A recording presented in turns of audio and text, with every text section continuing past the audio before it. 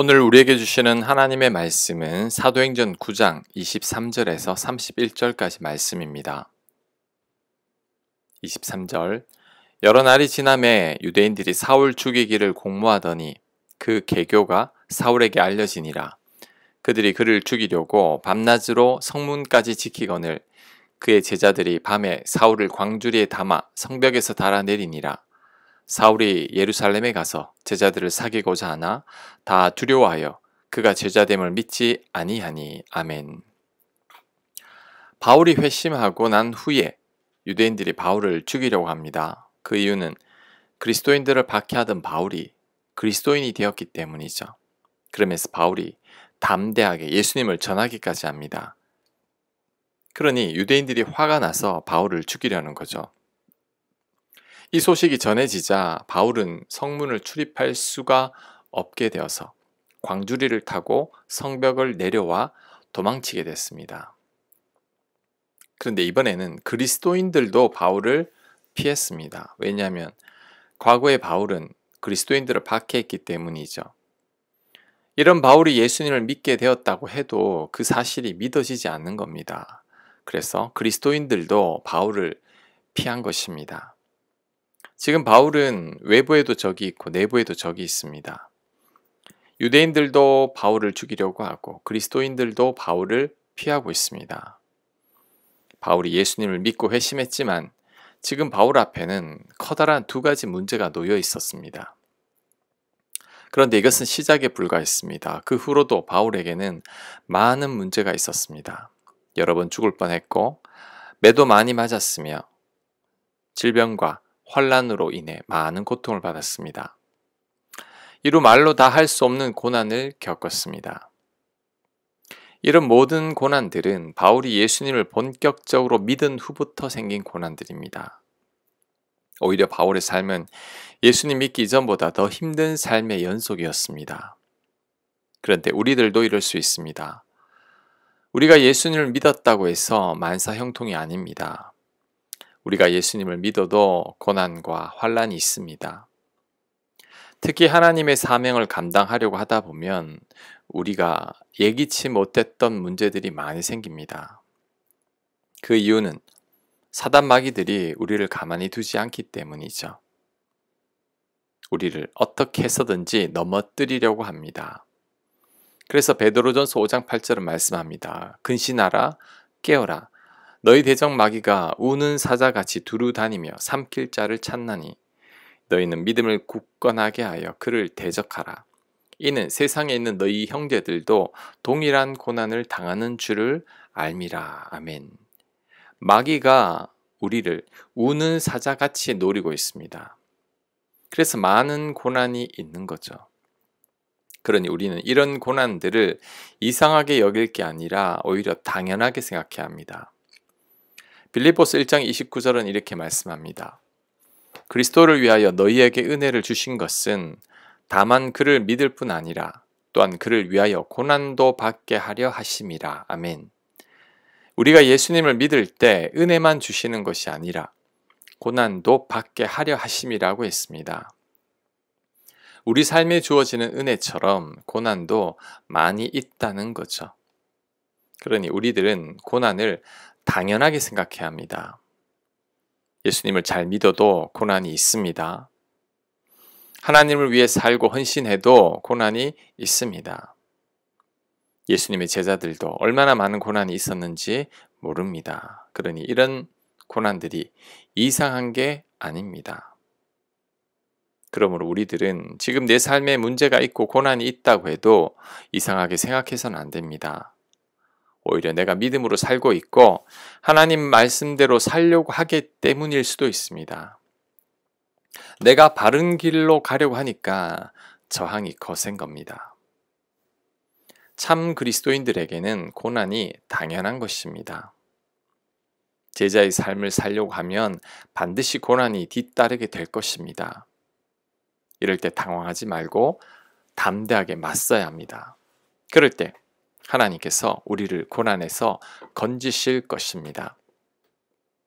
시편 34편 19절은 말씀합니다. 의인은 고난이 많으나 여호와께서 그의 모든 고난에서 건지시는도다. 우리가 의인으로 살 때 고난이 많을 것입니다. 하지만 하나님께서 그 모든 고난에서 다 건지실 것이니 전혀 두려워할 것 없습니다. 우리는 믿음으로 살기만 하면 됩니다. 27절입니다. 바나바가 데리고 사도들에게 가서 그가 길에서 어떻게 주를 보았는지와 주께서 그에게 말씀하신 일과 다메섹에서 그가 어떻게 예수의 이름으로 담대히 말하였는지를 전하니라. 사울이 제자들과 함께 있어 예루살렘에 출입하며 또 주 예수의 이름으로 담대히 말하고 헬라파 유대인들과 함께 말하며 변론하니 그 사람들이 죽이려고 힘쓰거늘 형제들이 알고 가이사라로 데리고 내려가서 다소로 보내니라. 그리하여 온 유대와 갈릴리와 사마리아 교회가 평안하여 든든히 서가고 주를 경유함과 성령의 위로로 진행하여 수가 더 많아지니라. 아멘. 이번에는 바나바 얘기입니다. 바울이 유대인들의 위협과 그리스도인들의 거부로 인해 난감해 있을 때 도운 사람이 바나바입니다. 바나바가 바울을 변호해 주었습니다. 바나바는 바울이 회심한 이야기와 바울이 담대하게 복음을 전한 얘기를 해 주었습니다. 그로 인해 바울을 거부하던 그리스도인들이 바울을 받아들이게 되었습니다. 바나바의 훌륭한 점이 여기에 있습니다. 바나바는 편견이 없는 사람입니다. 또한 바나바는 사람의 단점보다 장점을 볼 줄 아는 사람입니다. 많은 그리스도인들이 과거의 바울로 인해 현재의 바울을 거부했습니다. 과거에 그리스도인들을 괴롭히던 바울만 생각하고 회심한 바울을 전혀 생각하지 않았던 거죠. 하지만 이때 바울을 먼저 받아들이고 다른 그리스도인들에게도 바울을 변론했던 사람이 바로 바나바입니다. 마가를 세운 사람도 바나바입니다. 바울은 마가가 1차 선교 때 중대에 포기한 것으로 인해 2차 선교 때에는 마가를 데리고 가지 않으려고 했습니다. 하지만 이런 마가를 다시 일으켜 세운 사람이 바나바죠. 바나바는 마가의 실수나 단점에 주목하지 않았습니다. 마가가 가진 장점들을 보고 마가를 받아들인 거죠.